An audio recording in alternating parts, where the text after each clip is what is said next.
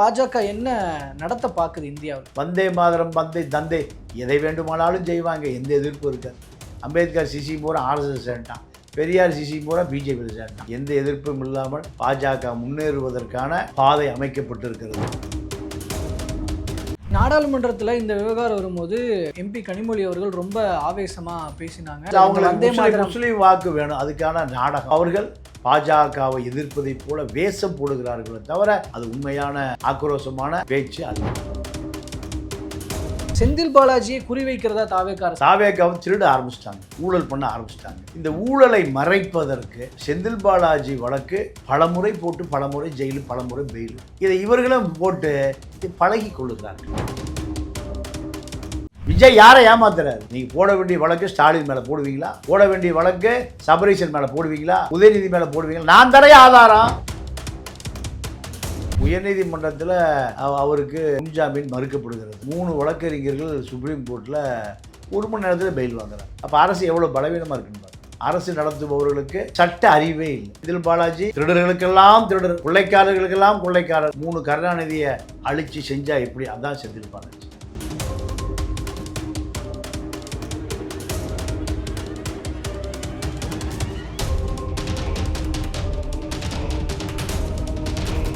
அனைவருக்கும் அன்பு வணக்கம். இன்றைய சிறப்பு நேர்காணலில் நம்மோடு இணைந்திருப்பவர் மூத்த பத்திரிகையாளர் திரு பாண்டியன் அவர்கள். அவரிடம் தற்போது முக்கியமான பேசுபொருளாக இருக்கிற பல்வேறு அரசியல் விவகாரங்கள் குறித்து பேசலாம். சார் வணக்கம். வணக்கம் சார், இந்த வந்தே மாதரம் விவகாரம் அதில் இப்போ என்ன நடந்திருக்கு அப்படின்னு நீங்கள் நினைக்கிறீங்க? இப்போ அது கட்டாயமாக்கப்பட்டிருக்கு அப்படிங்கிறது இப்போ குடியரசுத் தலைவர் ஒப்புதல் கொடுத்தாங்கன்னா அது சட்டமாக்கப்பட்டு விடும். இதன் மூலமாக பாஜக என்ன நடத்த பார்க்குது இந்தியாவில்? பாஜக தாங்க 2000 வருஷமா நடத்திட்டு இருக்கு. 2000 வருஷத்துல புதுசாக பாஜக நடத்த போகுது. இந்த நாடே பாஜக நாடு தான், ஆர்எஸ்எஸ் நாடு தான், சமஸ்கிருத நாடு தான், சங்கிகள் நாடு தான். அம்பேத்கரை 10 லட்சம் இந்துக்களை பௌத்தர்களாக மாற்றினார். 68 நாள் செத்தே போயிட்டார். சவிதா அம்பேத்கர் போய் பாரிமணியம் புருஷனை கொண்டு விட்டேங்கன்னு நிற்கிது. கேவலமான இந்துவாக பிறந்து விட்டேன், நான் சாகும்போது இந்த கேவலமான இந்துவா நான் சாக மாட்டேன், என்னை தொட்டால் தீட்டுங்கிறான், பார்த்தால் தீட்டுங்கிறான். நான் என்னுடைய மக்களை இந்துக்களாக விட்டு சாக மாட்டேன், இவனை பௌத்தனாக மாற்றுவேன், பல கோடி பேரை மாற்றுவோங்கிறார். எவ்வளோ நாள் செத்து போகிறாரு? 68 நாள் செத்து போகிறார்.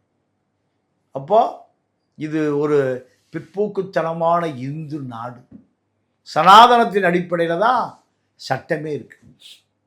நீங்கள் தலித்துக்கள் பூரா எங்களுக்கு சம உரிமையே கிடைக்கல, எங்களை ஊருக்குள்ளேயே விட மாட்டேங்கிறான், தெருவுக்குள்ளேயே விட மாட்டேங்கிறான். பெரியார் தான் சொல்லுவார், ஆடுகளும் மாடுகளும் கேவலம் மலம் திங்கிற நாய்கள் நடமாடக்கூடிய மனித வீதிகளில் தலித்து ஒடுக்கப்பட்ட மக்கள் நடமாடக்கூடாதான்னு கேட்டவர் தான் தந்தை பெரியார். அப்போ வந்தே மாதரம் வந்தே தந்தே எதை வேண்டுமானாலும் செய்வாங்க, எந்த எதிர்ப்பும் இருக்காது. அம்பேத்கர் சிசி பூரா ஆர்எஸ்எஸ் சேர்ந்தான், பெரியார் சிசி பூரா பிஜேபியில் சேர்ந்தான். எந்த எதிர்ப்பும் இல்லாமல் பாஜக முன்னேறுவதற்கான பாதை அமைக்கப்பட்டிருக்கிறது. புதிதாக புறப்பட்ட இளைஞர்கள், கரப்பாம்பூச்சி கட்சி, காக்ரோச் ஜனதா பார்ட்டி, அம்பேத்கர் தூக்கி பிடிச்சான், அப்படியே மோடி ஆஃப் ஆகிட்டார். இந்த புதிய சமூகம், கல்வி அறிவு பெற்ற சமூகம்தான் இந்த பாம்புகள், குடிய மிருகங்கள் வாழுகிற காட்டில் வாழுகிறதை விட இந்த ஆர்எஸ்எஸ் சங்கிகள், பாஜக சங்கிகளிடமிருந்து படித்த இளைஞர்கள் தான், அம்பேத்கரிஸ்டுகள் தான், ஒடுக்கப்பட்ட முஸ்லீம், தலித்து, கிறித்துவ இளைஞர்கள் தான் இந்த சங்கிகளிடமிருந்து நாட்டை மீட்டெடுக்க வேண்டும். அதை தான் ஆரம்பிச்சிருக்கேன். நாடாளுமன்றத்தில் இந்த விவகாரம் வரும்போது எம்பி கனிமொழி அவர்கள் ரொம்ப ஆவேசமாக பேசினாங்க. அது சமூக வலைதளங்களில் ரொம்பவே வைரலாச்சு. திமுக எம்பிக்கள் அவ்வளோ ஃபைட் பண்ணுறாங்க அப்படின்ற ஒரு பார்வை இங்கே கட்டமைக்கப்படுது. அது ஆத்மார்த்தமான ஒரு ஃபைட்டு தான் நீங்கள் நினைக்கிறீங்களா? இங்கே பாஜக முஸ்லீம் வாக்கு வேணும், அதுக்கான நாடகம் திமுக. முஸ்லீம் கிறித்தூர் வாக்குகள் பூரா விஜய்ட்டு போயிட்டான். அதை மீட்டெடுப்பதற்கு இப்போ மீட்டெடுக்கலாம் திமுக அழிஞ்சு போயிடும். இப்போ 15% வாக்கு தான் இருக்குது.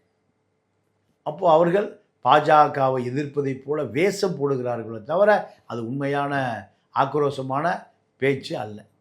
இல்லை, நீங்கள் தான் தேச துரோகி அப்படின்னு பாஜகவை அவ்வளோ வெளிப்படையாக அந்த இதில் குறிப்பிடும் பொழுது அது ஒரு ஒரு சம்பிரதாய இல்லை ஒரு நாடக எதிர்ப்புன்னு எப்படி புரிஞ்சுக்க முடியும்? இல்லை, திமுக ஆட்சி 5 ஆண்டு காலத்தில் திமுக மீது பாஜக எந்த வழக்கும் போடலை.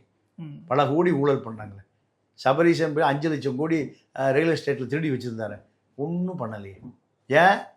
பாஜக ஆட்சி தடுமாறினால் திமுக நாடாளுமன்ற உறுப்பினர்கள் தாங்கி பிடிப்பார்கள்ங்கிற ரகசிய உடன்பாடு தானே. வேற என்ன, அதை தாண்டி வேற என்ன இருக்கு?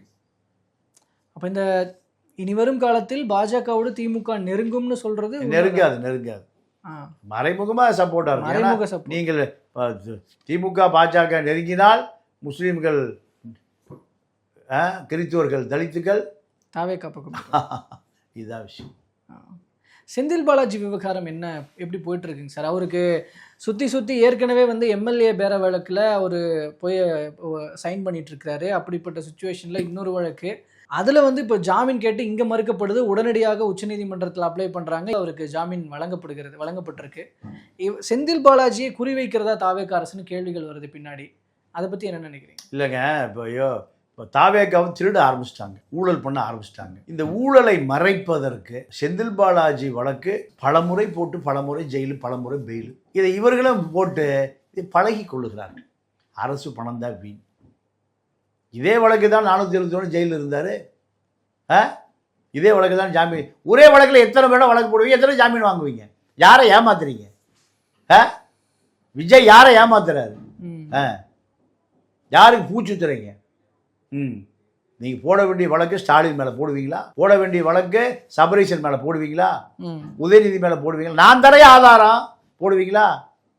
ஏதோ வழக்கு. டாஸ்மாக் டெண்டர் அந்த முறைகேடு சம்பந்தமாக ஒரு 2 நாட்கள் முன்னதாக, அதாவது இவர் மேலே வழக்குன்றது வர்றதுக்கு அந்த ஒரு 2 டேஸ் முன்னாடி லஞ்ச ஒழிப்புத்துறை இது பண்ணுறாங்க. அதில் அவர் விசாரிக்கப்படணும் அப்படின்ற அந்த இது வருது. அந்த இடத்துல தான் முன்ஜாமீன் போடுறாரு. ஸோ இந்த விவகாரத்தை கையில் எடுத்திருக்கிறதுன்றது சரியான அணுகுமுறையா தாவேகா அரசு? இல்லைங்க, அதாவது தாவேகா செந்தில் பாலாஜி வழக்கு என்பது ஒரு புகழ்பெற்ற வழக்கு. 472 நாள் ஒரு நாள் சிறையில் இருந்தார். இந்த செந்தில் பாலாஜி மீது வழக்கு போடுவதற்கு முன்பு அத்தனை ஆதாரங்களையும் முதல்ல திரட்டணும். ஆதாரம் பூரா அரசுகிட்டே இருக்கு.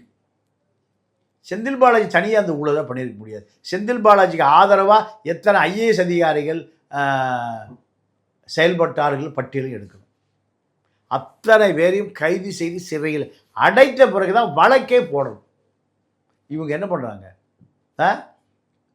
அவனை பிடிக்கிறதே இல்லை. அப்போ அண்ணனையும் தம்பியும் அசோக்கையும் செந்தில் பாலாஜி அவங்க என்ன இந்துகுஸ் மலையில் ஒழிஞ்சிருக்காங்களா, இல்லை அது ஆல்ஸ் மலையில் ஒழிஞ்சிருக்காங்க? யாரை ஏமாத்துறாரு விஜய்? திடீர் தலைமறைவு அப்படின்னு அதெல்லாம் ஒன்றுமே இல்லைங்க. எங்கே போய் தலைமறைவு? ஏதோ ஒரு ஸ்டெண்ட் அடிக்கணும், அவ்வளோதான். நீங்கள் உயர்நீதிமன்றத்தில் அவருக்கு முன்ஜாமீன் மறுக்கப்படுகிறது. 3 வழக்கறிஞர்கள் சுப்ரீம் கோர்ட்டில் 1 மணி நேரத்தில் பெயில் வாங்குறாங்க. அப்போ அரசு எவ்வளோ பலவீனமாக இருக்குன்னு பாரு. அரசு எவ்வளோ பலவீனமாக இருக்குன்னு பாரு. அரசு நடத்துபவர்களுக்கு சட்ட அறிவே இல்லை. சட்ட 153 மருத்துவ உயர்வீடம் தமிழ்நாடு பறி போயிடுச்சு. கேட்டால் திமுக, அதிமுக, அப்புறம் அதுக்கு முந்தையான ஜெயலலிதா, எம்ஜிஆர், காமராஜ்னு சொல்லுவீங்களா? மக்கள் அதை பற்றியெல்லாம் கவலைப்படலாம். பாட்டுக்கு ஓட்டம் போட்டான், ஜாராயத்தை குடிச்சிட்டு படுத்து கிடக்கணும். மக்கள்கிட்ட எந்த விழிப்புணர்வும் இல்லை.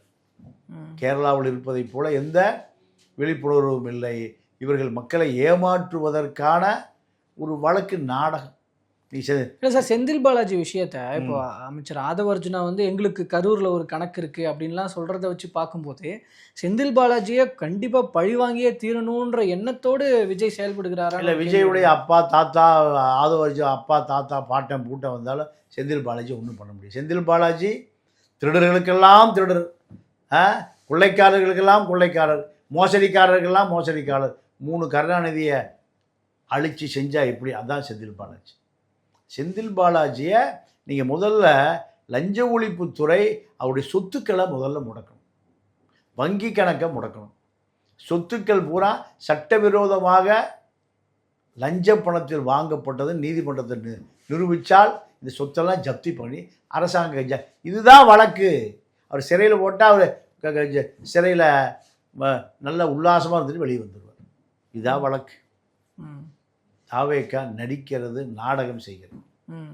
இல்லை, இன்னொரு தகவல் தாவேக்காரங்க சிலர் பேசிட்டு வராங்க. அடுத்தடுத்து அமைச்சர்கள் கண்டிப்பாக இந்த மாதிரியான ப்ராப்ளத்தை ஃபேஸ் பண்ண போகிறாங்க, சட்ட நடவடிக்கைகளை ஃபேஸ் பண்ண போகிறாங்க, கைதை ஃபேஸ் பண்ண போகிறாங்க. அடுத்து பார்த்தா வந்து இவர் சேகர் பாபு தான் இப்படின்னு ஒவ்வொரு பட்டியலை சொல்கிறாங்களே, அந்த மாதிரி தாவேக்கா அரசு செயல்படும் நினைக்கிறீங்களா? இல்லை, அவர் தாவேக்கா அரசு அத்தனை பேருக்கும் ஒரு உல்லாச விடுதி கட்டி ஓய்வுக்கு அனுப்பும். அதான் ஜெயில். எல்லாம் சிறையில் போய் நல்லா 3 நேரம் சாப்பிட்டுட்டு ஓய்வு எடுத்துட்டு புது அதே கதர் வெட்டி கதர் சட்டை போட்டுட்டு ஜம்முன்னு இருந்துட்டு வருவாங்க. தவிர சொத்துக்களை பறிமுதல் செய்கிறது தானே வழக்கு. இதெல்லாம் ஒரு கண் துடைப்பு நாடகம். இதெல்லாம் அப்படியே ஓடும் கொஞ்சம் நாளைக்கு, அவ்வளோதானே. தவிர பெருசாக இதனால் யாருக்கும் திமுக அமைச்சர்களுக்கு எந்த பாதிப்பையும் அவர்களால் ஏற்படுத்த முடியாது. ஓகே, பார்ப்போம் சார் பொறுத்திருந்து. தற்போது வரைக்கும் பல்வேறு தகவல்கள் மற்றும் கருத்துக்களை பகிர்ந்து கொண்டு வைக்கிற முன்னாடி நன்றி, வணக்கம்.